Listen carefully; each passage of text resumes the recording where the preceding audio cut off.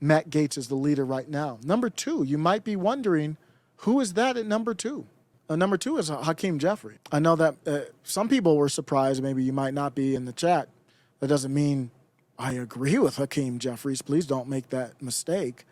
But as far as just who's the winners and losers, it doesn't matter with who I agree with or who I don't. Hakeem Jeffries, an unintended consequence that I didn't foresee is that when you go through 15 votes and you have to nominate, I don't know if you have to or not, but every single time somebody got up to speak to nominate Hakeem Jeffries, they had to do that 15 times.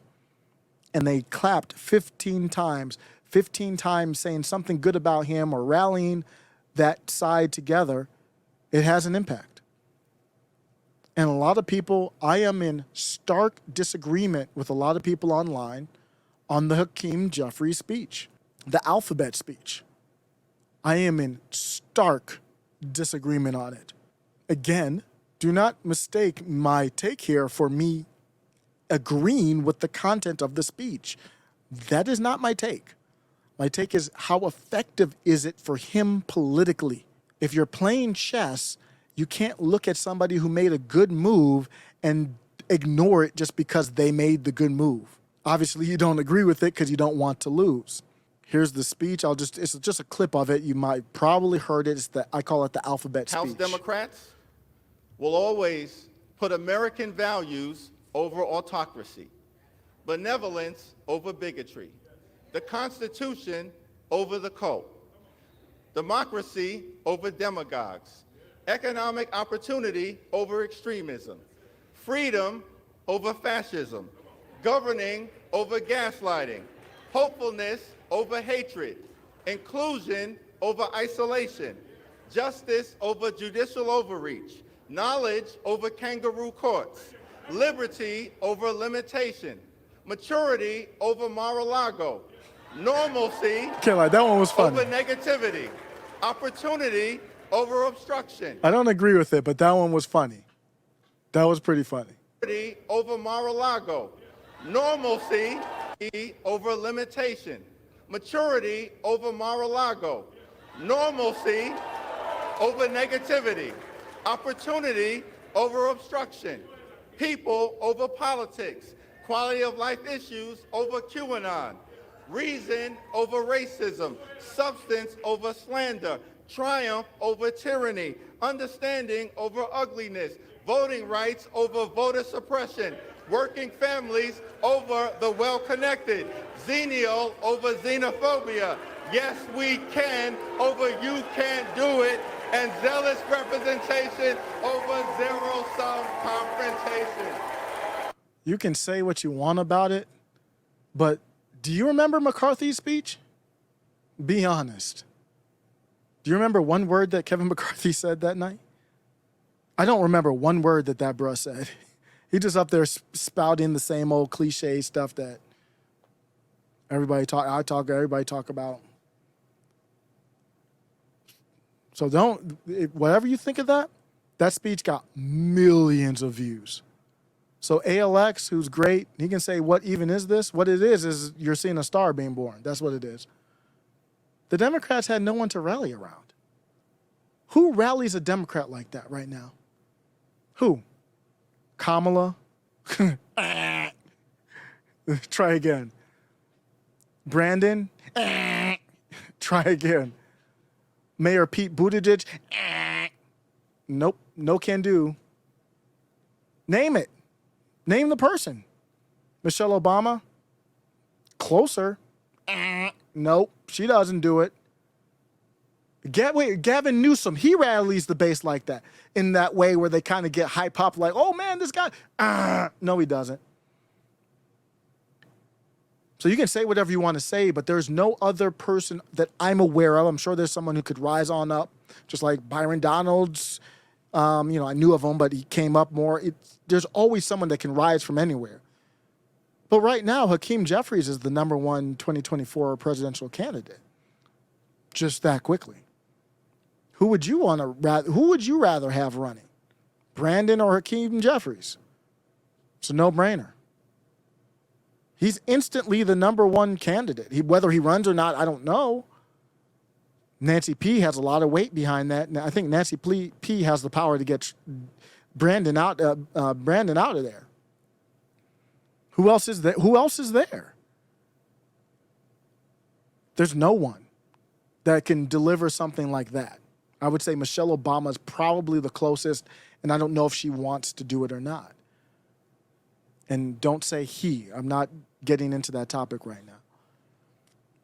So outside of the laughing at the end where they were booing at him, it was good. It was well delivered. It was a very memorable speech. It will resonate with those people. It's projection, I know, but that's not what I'm arguing here. And it's viral. I think he did instantly become the front runner. What he does is infuse poetry with his delivery. It's very, some people might say it's Obama-like. I guess in a way it is. If you don't know hip-hop, let me go to my next comment here. If you don't know hip-hop, in a song called Juicy, Biggie said, I think he was the first one to say it, if you don't know, now you know, nickel. And in impeachment, as dirty and as evil as the impeachment hearings were, destructive for our country and overreach of government power and disgusting it was, he dropped in the little hip-hop bar in there. That is why we are here, Mr. Secular. And if you don't know, now you know. And if you don't know, now you know, nigga. Mr. Secular. And if you don't know, now you know. And if you don't know, now you know, nigga. That's hip-hop. Why did I bring that up? Because that's what he's doing. It's poetry. Going through the alphabet on his comparisons, it's very memorable, it's catchy. You'll remember that for years from now. And he's using hip-hop. That's what he did. It's from Brooklyn, I believe. At least Byron Donalds was talking about how they're both from Brooklyn, I believe. Brooklyn is like close to the Mecca, might be considered the Mecca of hip-hop.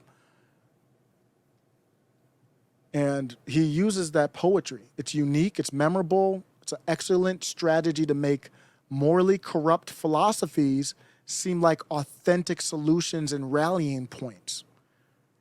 He's infusing hip-hop creativity, hip-hop culture, graffiti, all that, just the creativity, artistic creativity with politics.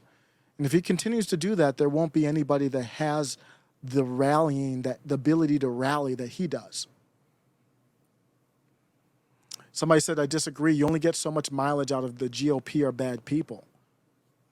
They got enough mileage to get where they are now. Well, how did the midterms turn out for you? Didn't turn out very well. I'm sure they can start up another Ponzi scheme if they need to, or ignore another Ponzi scheme as long as they get broken off. There was no red wave. If you had a red wave, maybe I would listen to you, Steve, for saying that GOP are bad people is so much mileage. If you can deliver it in a creative way, Gavin Newsom can't get too much mileage out of it, but Hakeem Jeffries might be able to. And then he checks the box too. At least one of the boxes is being, I guess you could call a black male. This is the first comment I just happened to see. Mad Cow Mark says Obama was the second worst president behind Joe. Haven't thought about that one. I would have to go back to, I always say modern times like JFK or later because I always go back to people like Woodrow Wilson as one of the worst. Mad Cow Mark says Hillary C. will run if she takes a break from being a professor. And I guess that her class, How to Murk a Nickel, I think that would be on hold and she'd run for president. I don't think she's going to run, though. She just doesn't have the charisma to do it. Jessica Mai, thanks for stopping by. Google how him and the progressives have beef. Don't let him fool you. Oh, yeah. I'm not supporting Hakeem Jeffries. Please don't get me wrong. But he is the star, though. AOC has never delivered a speech like that. I think AOC wants to run for president, but what's the AOC moment? What's her moment? I guess you could say Mayor Pete doesn't have one or Kamala, but AOC doesn't have one either.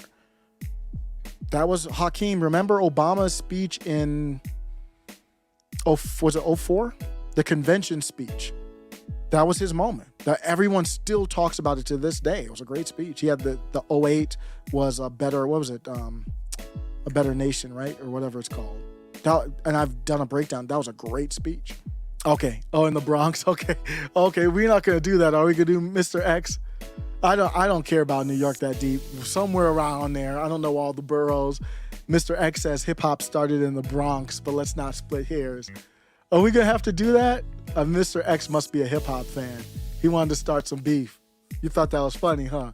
So I don't care. But for New York, if there are New Yorkers in the chat, they might. That was, if you don't know, that was kind of like a big hip hop thing back in the day. KRS-One came out with The Bridge Is Over. It was kind of the New York battle. Man, that's good stuff, man. That beat, woo! The bridge is over. The bridge is over.